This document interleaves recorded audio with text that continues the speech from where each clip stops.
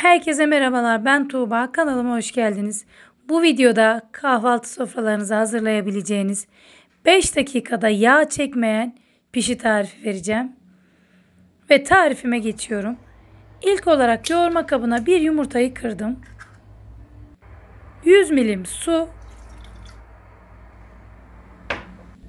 100 milim sıvı krema ekliyorum. Bu tarifi ilk defa benim kanalımda görüyor olabilirsiniz. Lezzetine doyamayacaksınız. Tam olarak kraker tadında harika bir pişi tarifi. Karıştırdım. Üzerine yaklaşık 2,5-3 su bardağına yakın un kullandım. 1 tatlı kaşığı tuz ve 1 tatlı kaşığı da karbonat ekliyorum. Bütün malzemelerim bu kadar. Çok ekonomik, çabucak yapabileceğiniz bir tarif. İlk olarak kaşıkla karıştırdım. Unumu kontrollü olarak ekliyorum. Sizlere de tavsiyem unu yavaş yavaş kontrollü bir şekilde ekleyin.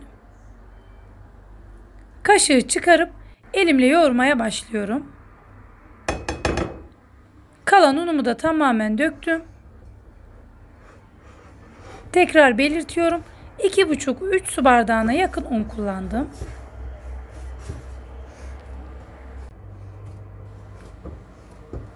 Hamurumu yoğurdum. Daha yakından gösteriyorum. Şimdi kapağını kapatıp bir 10 dakika bekleyeceğim. 10 dakikanın ardından hamurum hazır.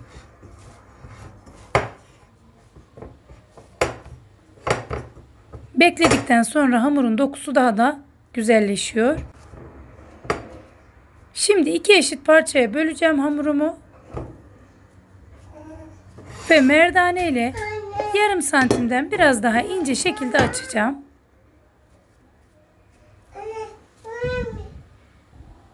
Hafif un serpiyorum. Üzerine de çok az un. Bu aşamada lütfen videoyu dikkatli izleyin. Merdane ile kolay bir şekilde açacağım. İçine sıvı krema eklediğim bu pişi tarifini mutlaka denemenizi tavsiye ediyorum. İnanın lezzetine doyamayacaksınız. Hamurumu çevire çevire açıyorum.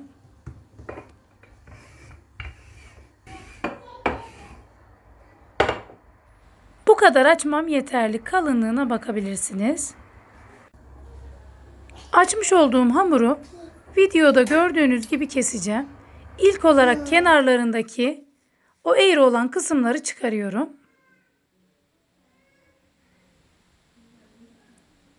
Bu aşamada videoyu dikkatli izlemenizi tavsiye ederim. 2'şer santim kalınlığında şeritler halinde kesiyorum. Kesmiş olduğum şeritleri de yine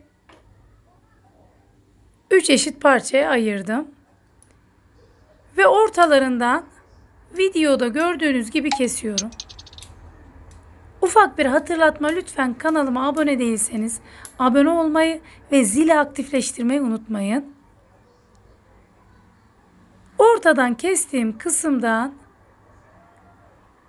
bir ucunu ortasından geçirip bu şekli veriyorum.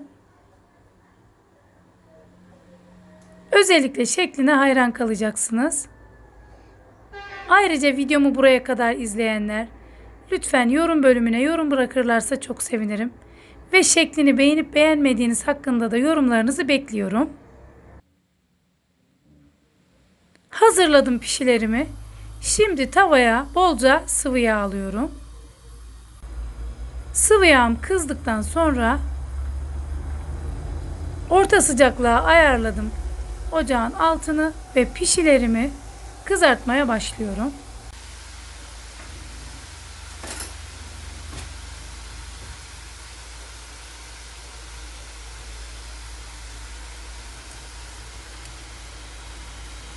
Sık sık çevirirseniz çok daha güzel olur. Zaten çok çabuk pişiyorlar.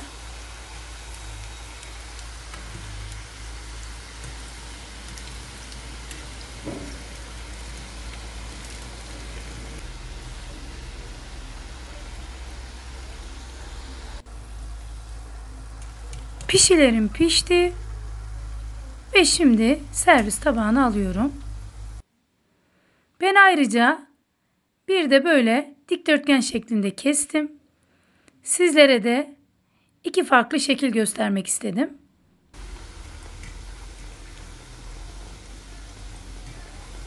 Bu şekilde olan da diğer şekilde olan da inanın çok lezzetli oldular. Pişilerim servise hazır. Sizlere şimdi iç dokusunu da göstereceğim. Dikdörtgen şeklinde kestiğim pişilerim balon gibi kabardılar. İç kısmını da sizlere gösteriyorum. Daha yakından bakabilirsiniz. Diğer vermiş olduğum şekilli pişilerde biraz daha dışları kıtır ve içleri hafif yumuşak bir şekilde oldu. İçindeki krema ile beraber inanın çok lezzetli pişiler elde ettim. Mutlaka deneyin, lezzetine bakın. Beni izlediğiniz için çok teşekkür ederim. Yeni videoda görüşmek dileğiyle. Hoşça kalın, afiyetle kalın.